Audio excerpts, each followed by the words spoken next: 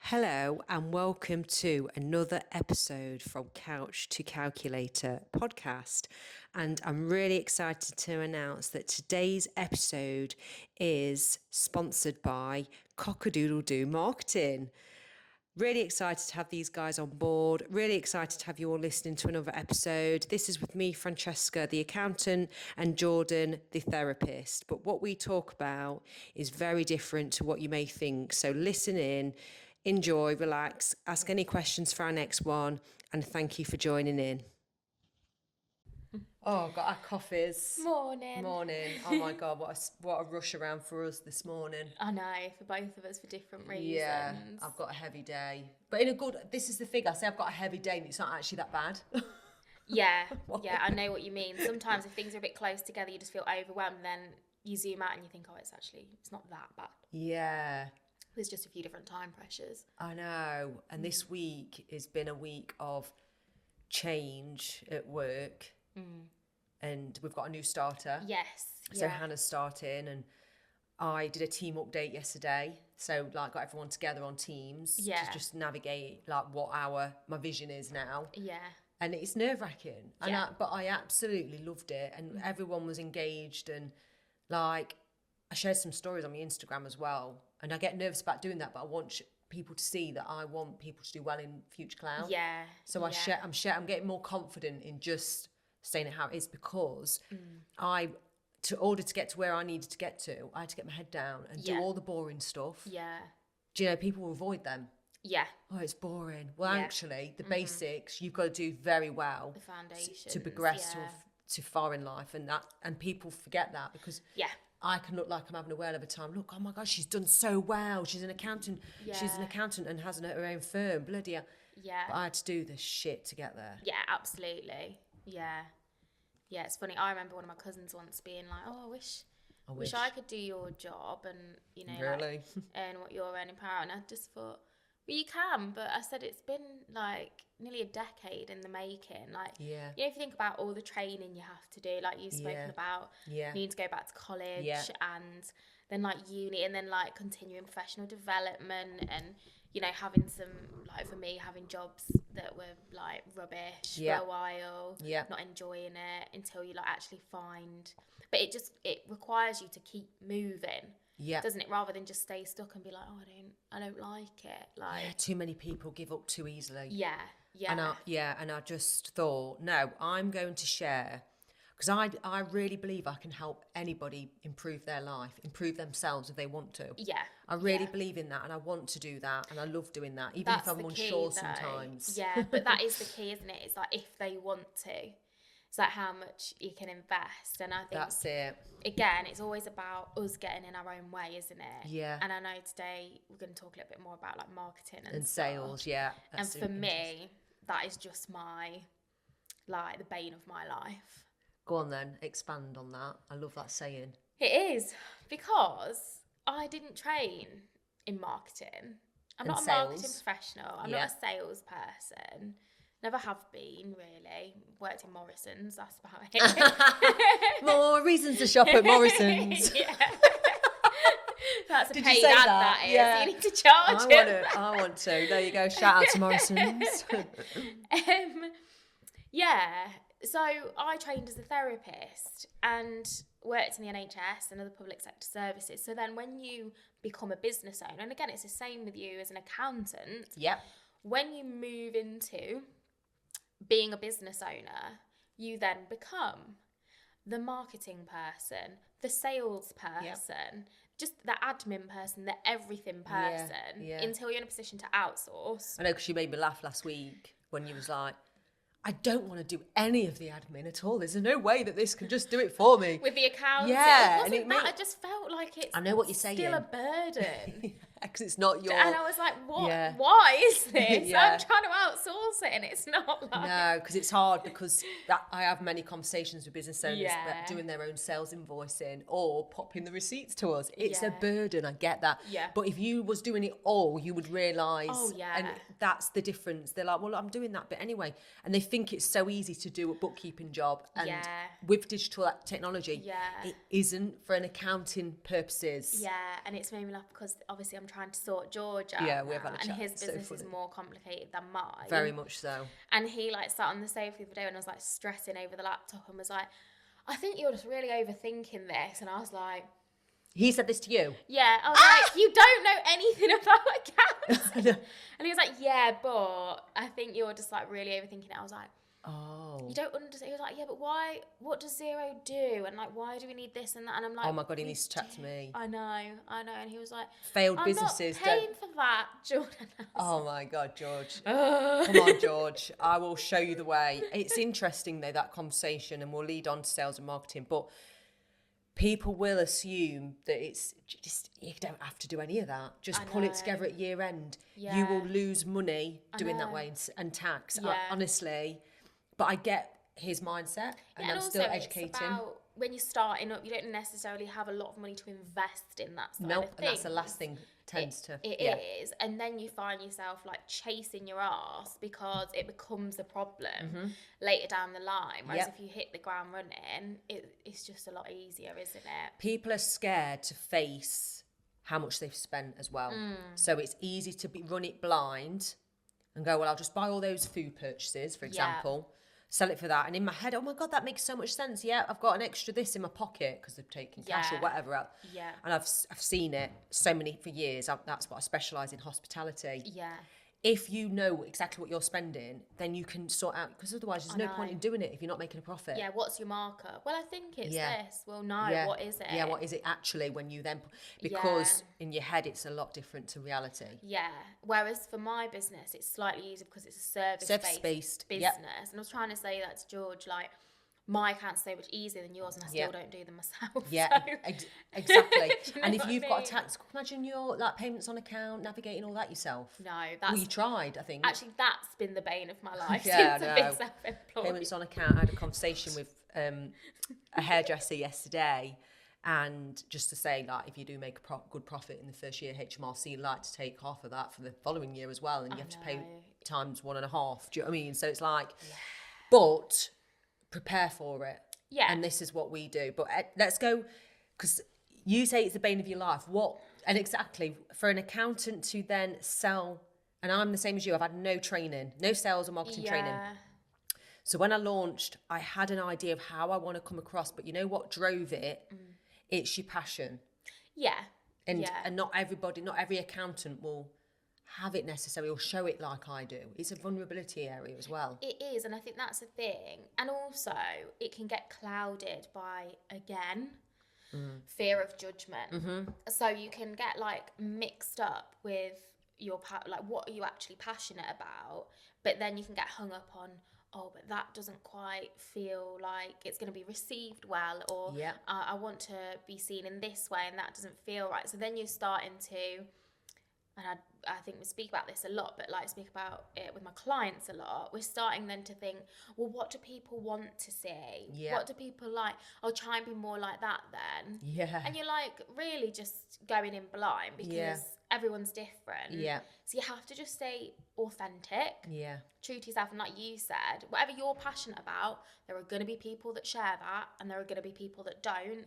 Your audience is the people that share that passion, isn't it? And it's not necessarily the people that you hoped for. And that's a good thing. So and you've just got to ride that, haven't you? Go with that and trust. But it's hard. It's so hard. And I also think so many business owners get the marketing and sales wrong. One, it took me a long time to realise that sales and marketing are very different. Some people can really market themselves, but they can't sell. Very interesting. And also I think people go, oh, I can't afford that. You can't afford not to sometimes then. So I also think live a bit of a pauper life. For the first 6 months, let's say, it might not take long but you've also got to really believe in it, and that's what carries you through. So marketing wise, I would say to people, you need a strategy, and I didn't have one for years. And luckily, what carried me was being that different accountant online, and like being authentic and being myself, and sharing being vulnerable, sharing what I'm actually doing within the business and holding myself accountable. That was really hard going. But I also think I like following people with real stories, real journeys. I hate that word, journey. it's someone you can relate to personally. Yeah. If someone's completely unrelatable, you know, like not to like stereotype, but the thing that's just come in my head is like, you know, like the Real Housewives, for example. Yeah. You're watching something like that, or somebody like that on social media selling a product, you think you can't relate. Exactly. Do you know what I mean? Like, because it's, some people might, but like for a lot of people, it's not relatable. No. Not resonating, is it? No, but it's like, I want that. Don't watch stuff like that if it makes you feel really like out of... No. Yeah, like it's never going to happen. I don't really follow now on my Instagram any... I love looking at beautiful outfits on women and this, that, the other, but I've chosen not to follow that as much because I want to watch real companies, business owners, females, inspirational fitness models and fitness gym girls, not models, as in like they will do events, and it drives me forward. And I've also learned, why can't you be as good as that business owner? Yeah, absolutely. Or that gym goer. Yeah, yeah. Why can't you be as strong as them? It's just people aren't willing to put the work in. Yeah, absolutely. Or, you know, they don't think they can. Yeah, why? Do you know what I mean? Well, I think like now as well, for me at the moment, my sort of narrative is like, well, I've got less time because I'm a mum, I've got a young baby. Yeah. Do you know what I mean? So it's easy to sort of like use that as an excuse, and it's a very valid, justifiable excuse. But you see people like, I showed you Francesca who I love following, manifestation influencer, and she built her business and podcast while she was like breastfeeding twins and had a toddler, and she's a single parent. So I like following people like that because you can really hope. Yeah, it does, and it makes you think, well, if they can do it, well, maybe I can find an hour to focus on my marketing a week. You can, and again, it's that stigma. You've had a baby now, so sit at home, and people going, you need to spend as much time with your baby because they're only young once. There's that, and again, like I've spoken about it probably every episode, but like my values are that I want to be a present mother. Like that's really important to me. I do want to spend time with Hallie. But again, it can be things like this afternoon I'm not working, we'll go to baby group, and then we'll go out for a walk, and I'll absolutely love that. And then I'm back at work. Like, so you're tomorrow. Blocking. The thing that people don't do necessarily is block time. Right, that is actually my mother and daughter time. Yeah. Because you'll get more quality time that way rather than just trying to squeeze it in somewhere made up. Yeah. And it sounds so regimented, and I am regimented. You are. Like, my sisters will laugh about me. I know I am. I know I've got like strong ways of doing things and this, that, the other, but I have to own who I am and how I deal with things. But I'm always learning and evolving, and I do think that's what I'm trying to do within Future Cloud Accounting as well. Is be open and honest with everybody. You know, share my vulnerabilities. Look, I'm not dealing with that. Can you help me? And this is where Future Cloud's going. Will you help me get there? And that's what I've learned as a business owner. It's not all secretive. It's okay to make mistakes. Which I've made many. Now I've lost thousands over the years. Like I cringe hard now, but I also know it's a really good, profitable business. But that's scary. I'm scared of how well it can do. And I wonder what that's about. Is it because you're scared of then the loss that could come? It is. It's that failure again, isn't it? Like, what if I lose it all? And I was just thinking then, God, that's made me want to cry. Because again, like, you must feel that really hard. Oh God, like the pressure sometimes. It's a lot. Why is that doing that? You're making me tear up. You just, like, when you said you're scared of failure, I think every business owner is like I want to help others grow, but also the pressure on myself. Is like unreal and like tiring. And I think like that's a side of you that people might not actually see on a regular basis. Do you know what I mean? But it goes to show that like I know I see you as like such an inspiration, a strong person, like goal driven. But you still have the same fears as like me and as a lot of other business owners. But I'm still doing the things that I need to do. And that's it. You've got to lean into it anyway. And again, trust, haven't you? That yes, that could happen. And when we speak about anxiety, it's that anxious part of us, isn't it? Catastrophizing. What if it all just goes to shit? Is this the right everything? And again, like not to like push all your buttons, but you've also had the other side of things. Yeah. You've been a single mum on benefits. Yeah. There's probably a fear like, I don't, you know, like Don't you learned a lot, but I don't want to ever go back or there. That was really hard. Yeah, because Steve says to me, bless him, oh, look, you know, you've got me. It's really nice to hear that. Yeah. But he doesn't say it a lot because he knows I like to hold my own, which is great. But I also sometimes have that moment where I'm like, I could just be a stay at home and have lunch every day. And same. Get a blow dry every week. And I could if I really wanted to spend loads of money. Yeah. I could have a blow dry every week if I wanted and waste all what I've got. Yeah. That's so funny that you've just said that and waste everything I've got. Because I see it as, you know, where I think I am still really careful with my money. Yeah. It's what you value. And it's what you're used to, isn't it? Blow dry every week. Watch his face. When I get greys, I'm going to go every 3 weeks. I've already told the hairdresser. Yeah. to try and get my greys sorted. Brilliant. Yeah. It's interesting because, I can't believe that hit a nerve. But what it is that fear of it doing well, but then also the bigger decisions you have to make and making everyone happy. Yeah, and the more responsibility. Yeah. Yeah, I think it's hard because I know, like, I'm very similar to you in the sense of, like, we feel very responsible for others. Yes. And how others are feeling. Yeah. Hence me being a therapist and hence you interacting the way you do with your team, or like you often speak to me about like, oh, I'm worried that this person doesn't think I care or that I don't value them. And you know, it's that same mechanism, that feeling responsible for like other people's emotions and other people's success. But sometimes you have to like free yourself of that a bit and go, actually, no, a lot of that's your responsibility. Like, I'll do my best and I'll behave in like a respectful way. I'll offer you opportunity, but it's that classic, isn't it? You can take a horse to water, but you can't make it drink. I know. And do you know? Yeah. And but when you want someone to do well and you can see it, you almost think, come on. I will often overcompensate in my therapy sessions because I really want people to get better. And I can see that like they just need to do this or that. But if they're not ready to make that change just yet, or you can't get frustrated and take it home with you. You can't get frustrated. It's easy to say that, or you can't internalize that. Like sometimes if people aren't doing well or they don't like the type of like therapy approach, it's easy to be like, well, I'm just a shit therapist then. But there's so many factors. It's like, is that modality of therapy resonating with that person? Am I resonating with that person? You know, I'm learning more and more about the type of clients that I do really well with, that I enjoy working with, and they enjoy working with me. And, you know, you've got to find that. And again, that is part of your marketing strategy, isn't it? I know. And this is it. So marketing-wise, isn't just a couple of posts here and there. It's really getting some back work of it about your niche. If you've got a niche, should you niche, target audience, what does your customer look and feel like, and where do they hang out? And where it's that research, isn't it? Research, where do you hang out? And also with sharing what you do a lot of companies scared to do that in case someone copies. And I've had a lot of accountancy firms follow what we are doing when I embrace LinkedIn.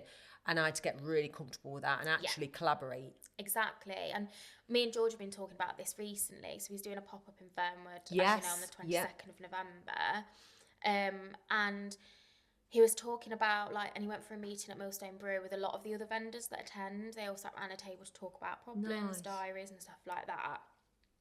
And, you know, he had a thing thinking about, like, you know, the competition, if you like. And then he said, well, actually, no, it's good to kind of like foster those relationships and network, isn't it? Because then if somebody gets asked to do an event and they can't do it, they'll recommend you and vice versa. If you get those working relationships going, you can recommend festivals. Like a lot of the other vendors do different food types. It's a case of working with people rather than constantly seeing people as like a threat and competition.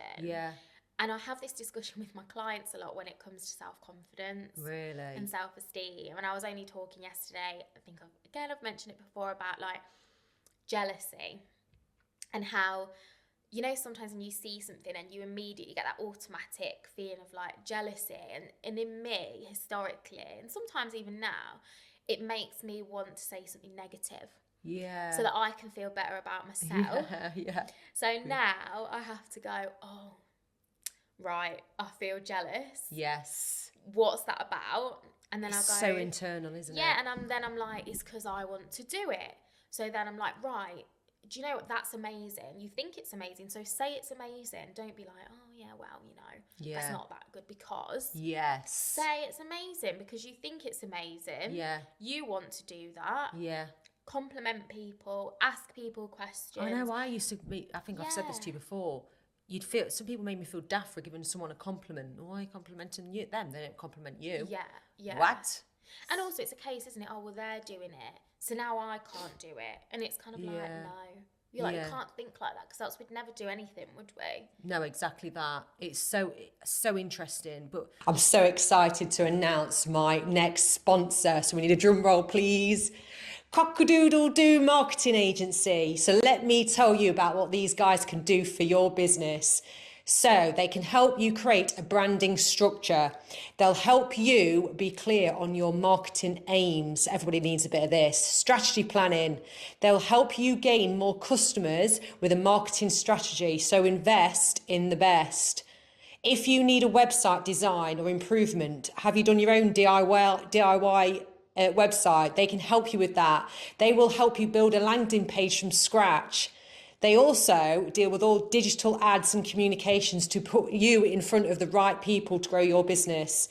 Having the right marketing strategy and support and the team to know what they are doing to help your business navigate marketing, because it's a lot behind the scenes. Cock-a-doodle-do is a creative agency. They help you stand out. They stand out as a business, and the only way you're going to get clients is to stand out more. Sales-wise, you've got to own it, and you've got to be really confident and clear on what value you're bringing to that business. What solution have you got to their problem? Same with like the food industry and whatever. Why are they coming?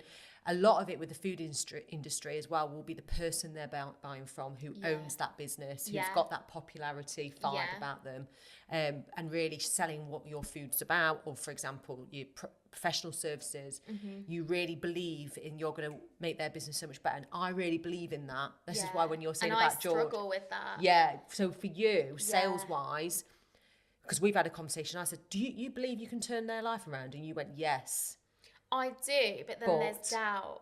There's self-doubt, and it's kind of like, well, I don't want to overpromise and underdeliver. And, what if people don't think that my services are of value? It's that catastrophizing and the fear of judgment, the fear of failure. What if I launch a course and people buy it and they think it's shit and they want their money back?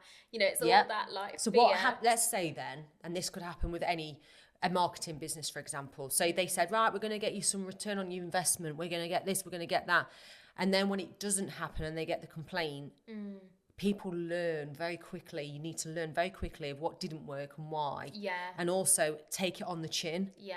And say, I actually didn't work out. Oh dear. You'll fix it because you care. Yeah. You've got to care. And then you'll go again with a new solution and actually, that didn't work out. Why has that not happened? And we are learning as accountants and how we deliver things all the time. And we have monthly meetings and have a monthly chat with yourself. Yeah. As in right, I'm going to have a creative time. That person said I couldn't therapy them. And does it very often happen? No. Do you know what I mean? It doesn't. And again, it comes from that place of like my own belief system holding me back, doubting like the difference that I can make. And I'll be like, that I don't think I've really helped that much. I had that the last couple of weeks. I had a returning client come, and I thought, oh no, like it was a referral from a company, and I saw the name, and I thought, oh no, are they just giving her back to me because I've seen her before? But what if she doesn't want to see me again? Oh, it's interesting. You went straight there. Yeah, but then I logged on and she was like, and I specifically asked to see you again because you really helped me last time. And I thought, it just goes to show, doesn't it? Like that self-doubt can eat you up.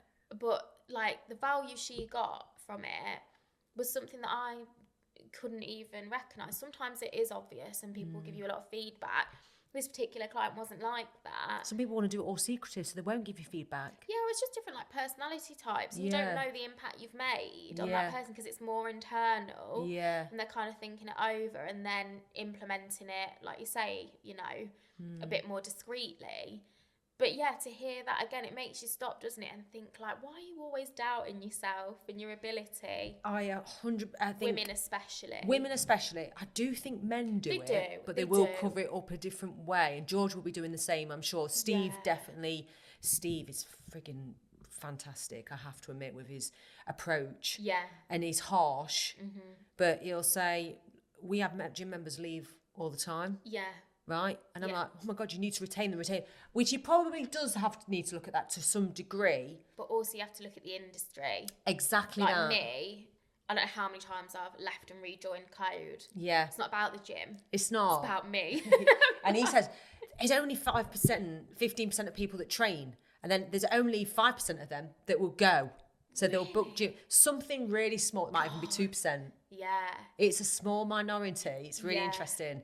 And it gives him that fuel to like try and encourage more. Yeah. And try and go again and go again. And it's also the same with Future Cloud Accounting. If you lose, we lose a client, it's like, right, I will straight away think, how do we get another one? Yeah. Or how can we improve what we've already got? What's going on? Yeah. Then about marketing sales, but I still believe in it so much as a system. Like accounting industry's changing, professionalism's changing, how you look, how you come across. And you know, it just made me think about like therapy work. My job is to make people leave me. Yeah, no. Do you know what I mean? So like, you know, some clients, they want to maintain a kind of like maintenance session every month or whatever for a period of time. Yeah. But like, you know, the type of therapy that I'm doing, CBT and EMDR, if people are in therapy for like years on end, like to me that's not right. Like I've not done my job properly. Yeah, that's interesting. So like I need people to feel like they're ready to exit therapy for me to feel like I've actually really, you know, done a good job. So that's a really good selling point. Yeah, and I will always say that. And equally... No, out loud on social media. Yeah. It is. I will. I need to make it. Like I can turn your life around. Give me 3 months with you or whatever length of time. Yeah. Because you've done it for long enough. I know, but it is hard as well to sometimes, especially when people come with like real clinical issues. Yeah. They'll say like, how many sessions do you think I need? Oof. And I can say an average. Yeah. But you don't always know like how things are manifesting. Like I think of like clients with OCD, for example. You can get ahead of some kind of like compulsions and rituals, and then new ones will just appear to like compensate for the ones that have been like addressed. Yeah. And so sometimes, or like things will happen in people's lives where then they feel like, I'm not ready now. Yeah. Or something's happened. It's really thrown a spanner in the works. That's life, isn't it? But there's an average. So I struggle. There is average, yeah. And I say that, but I do say like it can be a case of like everyone's different. Some people, like especially with EMDR, some people can process in like 2 or 3 sessions. I've had it before, trauma, and they feel like so much better. And other people, it can take months. Like it just depends on that individual's like symptoms, circumstances, experiences. So again, I'm like the type of person that just never wants to overpromise and underdeliver. I don't want people to be disappointed. But also sometimes that's a conversational piece as well. Like, what were your expectations and why haven't I met them, or why hasn't this service met them? Yeah. But sometimes I've noticed as well, you need to come across really confident with it rather than wishy-washy with the answers. But I get with why you're doing that. Because they need to trust and go, oh yeah, she really believes that I'm going to do this. Yeah, and also they it need that bit of contains hope. people as well, doesn't it? Because they go, right, okay, well I've got 12 sessions. I'm going to make the most of these 12 sessions. And so you're right. There is a company I've worked with and helped mentor and build on. Well, there's a few that I've done, but I can see the potential in so many people that they can't see it themselves. Yeah. And it's easy to go, I can definitely see you doing this. They've got to feel it and do it. Yeah. And that's objectivity for you. Yeah. Like I will often say to you, you know, you'll have doubts and things, and I'll say to you like, why? Like I can't even, like, why would you even think that? Because objectively, it's not the case. But internally, we have a different narrative that we're kind of working against, don't we? Sometimes. Yeah. Honestly, I've noticed with me as well, when there's stress going on, it's harder to deal with other things. 100%. And that pressure again. And it's okay for me to have time off, which I don't really often do. Although I am going on my honeymoon soon, so you'll hear it here first how that goes. But I am literally going to have nearly 3 weeks off. Yeah. And the team, because I'm so open, are being amazing about it. And it will all be okay. It will. But... And that will be helpful for you to see as well when you're back. Yeah. I know, and I want to show others how to sales and do the marketing side within our team. But I'm also looking at external, thinking... Do I need a bit, because we're putting a strategy in, and that's what people get wrong. Definitely wing it if you haven't got any money whatsoever at first. Do something. Yeah. And you can see so much freebies out there. Yeah, but there's so much like things you can tap into to like, even like TikTok and Instagram, like you can learn a lot. It's just sifting through a lot of contradictory kind of information and advice, isn't it? Because we have many conversations and I'll come up with something. Why don't you share this? You need to block in. I said this to Abby, our marketing lady. I said, oh, she'll like that marketing lady. I actually said, put in diary, creative time. Yeah. I need you to come with some ideas now, creative stuff that we can do a TikTok. And I'm really creative in random places, like in the shower and randomly on a run. But it's when you relax and you've got space, like you'll know stress and overwhelm kills it. Creativity and the ability to like think outside of the box and come up with new ideas. Because you're just like panicking. You're in like fight, flight or freeze. Do you know what I mean? Oh, it's that fight or flight freeze. Yeah. What do you think to the people that do that freezing and nothing's... So, for example, if a client asks a question and people get all nervous, because I've done it, what is that? When people get really, what is it? Where they can't do anything, can't answer, can't think straight, panic. It is panic, and it's because there's been some kind of a internal fear be activated, isn't it? Like, usually it's because, for example, you know, when it comes to public speaking, again, some people might not feel confident speaking. It depends who you're speaking to. If you're speaking to someone that you perceive to be a lot more senior to you, a lot more experienced and somehow above you. It's perception, Do you know what I mean? Then that might already mean you're going in nervous and scared because you care about what this person thinks of you. Yeah. You're worried they're going to think you're a certain kind of way, and that's usually related to our negative beliefs about ourselves, like we spoke about last week, didn't we? Yeah. Things that would activate me would be speaking to like important people. Yeah. You know, really senior people. And I think they're just going to think I'm stupid. Like, I don't know what I'm talking about. And then you get into a situation and, you know, if you're going in with that attitude, it's more likely to become a bit of a self-fulfilling prophecy where you feel like then you haven't performed, then you feel like an idiot, rather than if you go in and you think, no, like, I'm just going to be myself. And we're all on the same level. If I don't understand something, I'll ask a question. Yeah, no one's any better than me as a human being. Like, just because you hold a certain position, you're no better than another person. Do you know what I mean? Yeah, I do. I like that. So you definitely hit the nail on the head. Yeah, and my fears used to be, like, when I went into private practice, I remember really worrying, thinking, you know, all the people that I've worked with in the past and, like, people on the course and colleagues, they're going to think, who does she think she is? Like, going into private practice straight away with like little experience. If people thought that, like, no one ever said it. Like, people were like largely supportive. Yeah. I'm sure people might have thought that, but again, what does that say about them? Yeah. What are they battling with? So I think it's about fear of negative appraisal. So, like, and again, I have a lot of clients that say, like, I feel like I've got to prepare a bit because, like, what if I say something stupid or what if I say something wrong? And it's like, people don't like to feel like they look stupid. Yeah, and we're not but robots. whoever does look stupid, really, I never think that about other people. I'll go, oh, that's a comment that I thought you'd know about. That's okay. Yeah, and we're more likely to trip ourselves up when we're trying to plan and prepare for a conversation that, you know, yes, go in with some information if needed, you know, if it's a certain meeting, but like, speak spontaneously and like trust in your experience and trust that can carry you as well. Do you know what I mean? Yeah, that's it. And you're not going to know everything. No. And it's same with your sales, marketing, and you're not. But like Jordan said, you outsource what you didn't really want to do, and too many are scared to do what they enjoy because it doesn't feel right in the company. Yeah, like, I should be doing this. Yeah, because judgment. Same with being a parent. They're going to think, because I work every day, oh my God, I'm a shit parent. Yeah. And it's so not true. It's far, far from that. But it's that stigma of mums stay at home and dads go to work. Yeah. Whereas I wanted to do it all myself. Yeah. And glad I stuck down that path because I had the negative comments. Oh, I had plenty. oh, why you work again? I thought you weren't going to work that long. You want to go back to college again? Do you know, I've had that in the past, and it's like, own who you are, what you're about. And a lot of women, and this is a bit of another conversation, will say, oh no, I'm just quite happy doing my little bit behind the scenes. But that's a confidence again. It can be. Or do you think that could be a thing where, because I want to push everyone to achieve more, they might be thinking, well, I don't really want to.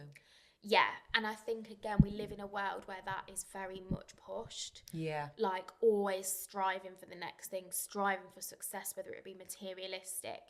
You want a better car, you want a better house, and that's fine. Yeah. But, like, is that your goal? Is that your value, or is it what you think is going to get you more praise and acceptance from society? It's the keeping up with the Joneses. Yeah, it's a funny one. It's hard. I want the nice things in life. I'm not, obviously the car, I'm not really, I've had the nice car and I thought, I'm not bothered. Yeah. I don't wear materialistic clothes. I'm not bothered about designer. Exactly, and it's what we value. Some people really want that. They really want that. They value it. I've been the same, like cars. I used to have a good car. Now I'm like, bothered. Right, what car can I get? She's actually got a Metro. She's cheap driving around in a Metro.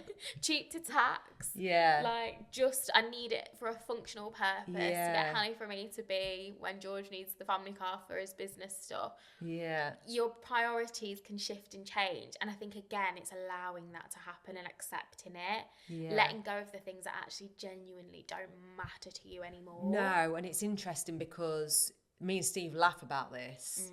We act like sometimes we're on the breadline just because we like saving. We've got our goals. We discuss it. We don't have to have a weekend away all the time. We don't really spend a lot of money as such. Obviously, we go out for nice meals and that. And I've said to him, right, we need to start doing. We're acting like we're on the breadline all the time. And but then I've done that for years because obviously being on child tax credits and whatnot. Yeah. So he laughed, but we're both very careful, and I think. People with more money are like that. Yeah, and again, like I've done a lot of reading and stuff around like money mindset, and I will talk openly about money and debt and things like that with friends and family and stuff. And some people don't like that because really uncomfortable. It can make people feel uncomfortable. And you know, I think some people think, why are they saying that? Like, I speak to my cousin, right? They're like my brothers, my cousins, and they're like. Again, they're like you, like they're very good with money. My cousin's partner Beth, she's been doing a PhD, so her salary has been next to nothing, and they have far more savings than what I've ever had. Oh, there you go. They are so much better with money, and when my cousin's now, like he'll say to me like, worrying about money a bit.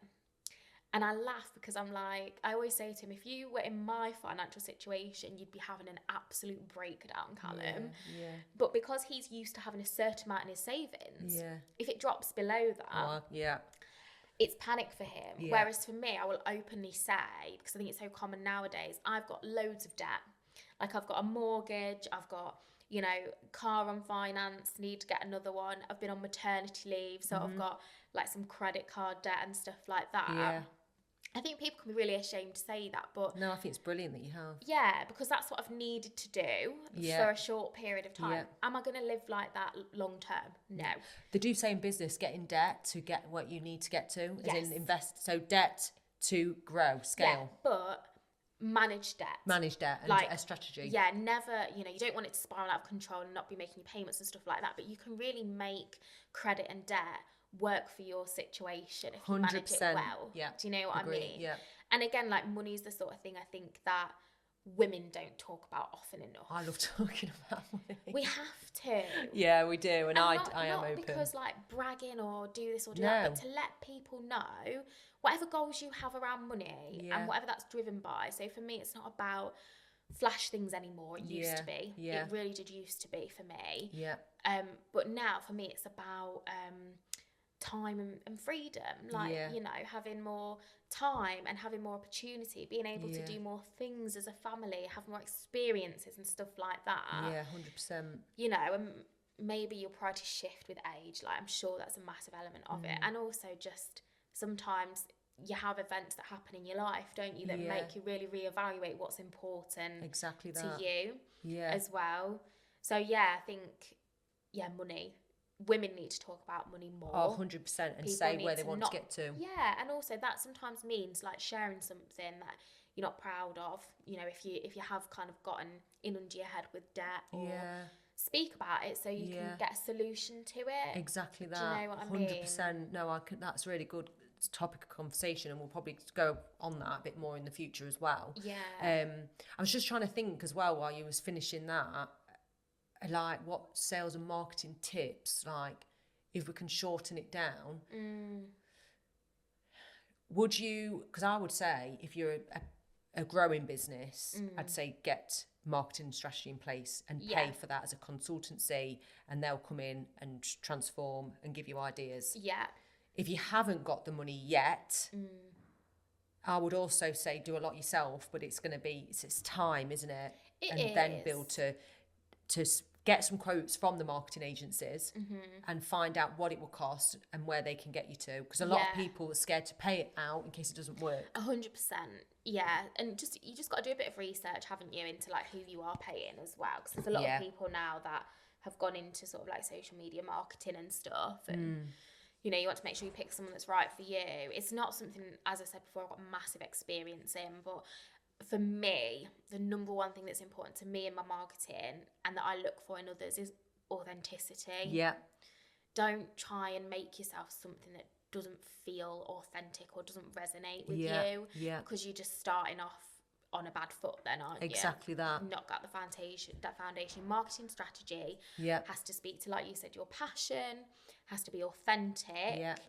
Maybe you've got to feel a little bit vulnerable in some way. Give away some value. Yeah, give away some value. But another thing as well, Jordan, because you say, oh, with my accounts, you've given away a lot of it, but you still have to do a lot yourself.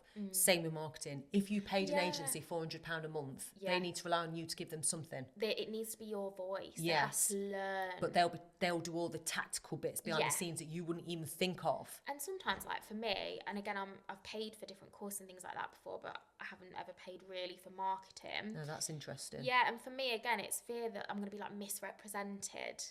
At the minute, I don't have the resources. You wouldn't be, and that's interesting. But yeah, I don't want. Again, it's picking someone that works for you, isn't it? And yeah, find a way in which works for you. So yeah, I don't want someone to take over my marketing, then it not be authentic to me anymore. Yeah. Do you know what I mean? Which again is maybe a barrier for me. But at a time where you can't invest money, like I'm in at the moment, sometimes it's helpful to just have somebody or have a step-by-step guide of someone to say like, you need to do this now. Yeah. Or, you know, what can you commit to? You ask me this all the time. Like, can you post once a week? Yeah. You can't post every day. Like, can you do it once a week? Yeah. Like, can you do a monthly newsletter? Whatever it is. Have a checklist for yourself. Yeah. What can you actually be consistent with? Yeah. But I also think as well, what I say to people, value your time, value and see how long you'd spend doing the marketing. Yeah. Because I think you would earn a lot more doing what you need to do rather than going, oh, I need to fit in that and I need to fit in the marketing, I need to do this. And but I get at the same time that it's that fear of going, right, if I spend, I don't know, £600 a month, for example, oh my God, that's how many clients do I need to do that? But then think, that's not a lot really in the grand scheme of things, because if you can earn that in a week through a day of knuckling down and doing your work. Yeah. So I try and think like that, even with having a cleaner. Yeah, absolutely. Where's my time best spent? Because some people struggle to value their time. Yours is a little bit easy because it is a bit of a per hour rate. It is, yeah. And obviously one of my goals is to kind of offer more of like a one-to-many thing. So that's in the pipeline longer term. And we'll talk about that in the future. It's exciting, isn't it? It is. Yeah. But again, marketing is something that actually, if I do have the time for it, I enjoy it. Like, as much as I like my one-to-one client work, I can't do that day in, day out every day because draining. I don't have the capacity for it, It's the a energy lot. for it. It's a lot, yeah. So to have a bit of variety, I think sometimes as well, it's about not expecting immediate results and treating it as like a longer term kind of investment, whether it be time, money or both. Yeah. Just knuckle down and give it the consistency it needs, and don't see it as like a quick fix. If I don't get 10 clients in the next month, then it's not working. I need to do something different. You've got to be consistent and nurture it, haven't you? You do. And also outreach, DMs, getting straight in there with the actual is really uncomfortable, but many don't do it. And I think that's a really good targeted way of getting a client and just being brave, to be honest. Absolutely. But Oh, that's just thrown me. I was going to go back to something you said. Oh, that's annoying.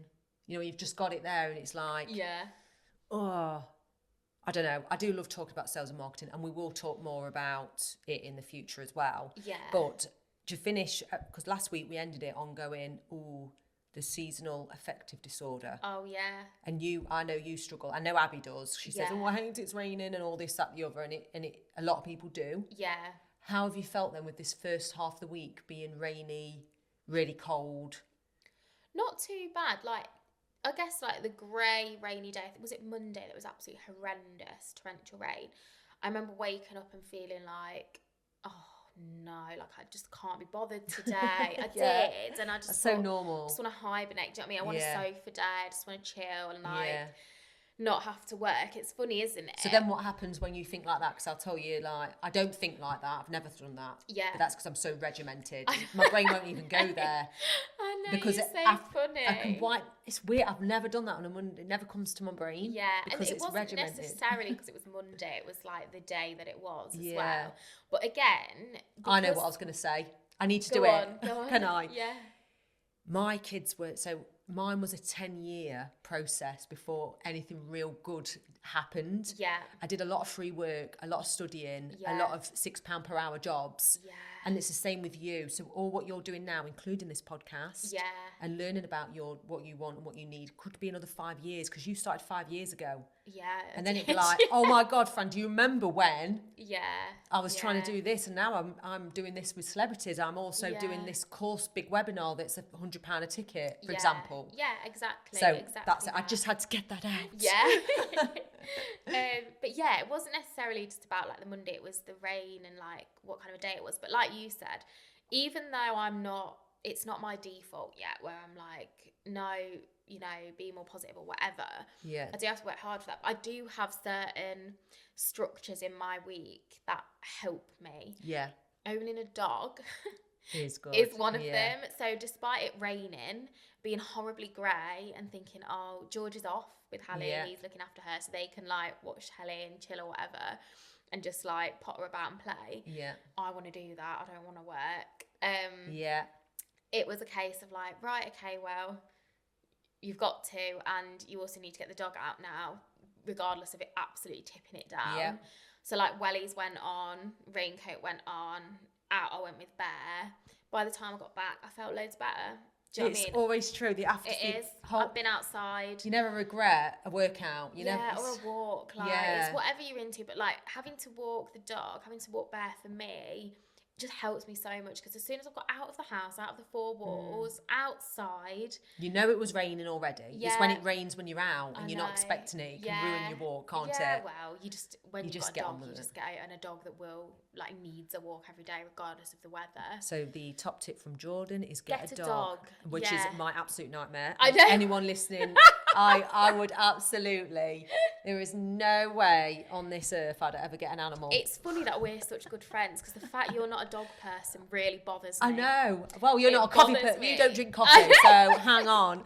I know it will do, won't it, in a way? But the way I handle it, hopefully, is a little bit more like I can get away with it. But your dog, I don't even go. You know, for my friends bring their dogs, I just have to ignore it. I know. Because remember when you came to see me? I know. When I just had Hallie and I was in such a pickle. Yeah. And so you came to the house, and I remember thinking, the dog. Like, she's good. But I literally just kept making him go in his bed, and I didn't really notice. To be honest, it was all good there. I know, because he knows, and like he knows, because he is fairly well trained, not the best, but as soon as I told him to get in his bed, and then he did, he just sat there the whole time, didn't he?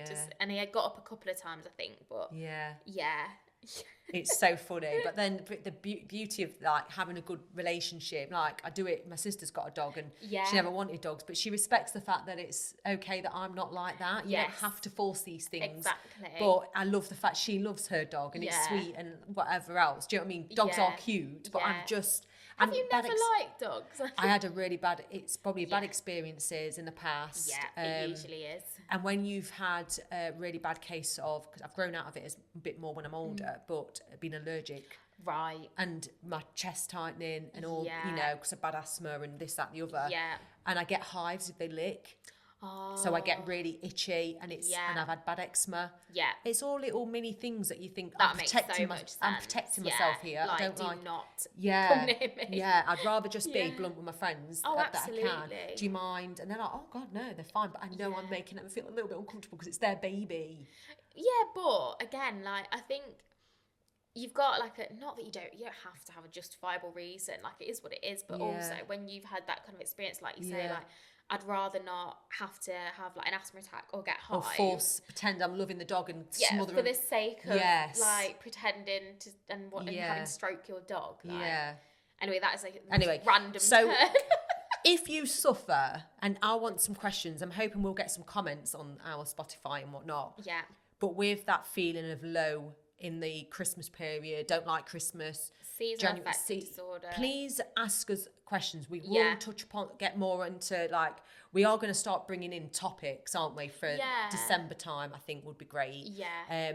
We're going to record some topics side of things. So please ask any questions. Questions, things that you want to hear us talk about, experiences you maybe want to hear that we've had, or how we might handle certain things. Just anything, isn't it? And if you want to ask anything about sales and marketing, please direct message me. I'm on LinkedIn and on Instagram. I can help you. I know someone that can help you if you need that support. And I think I've really enjoyed this conversation.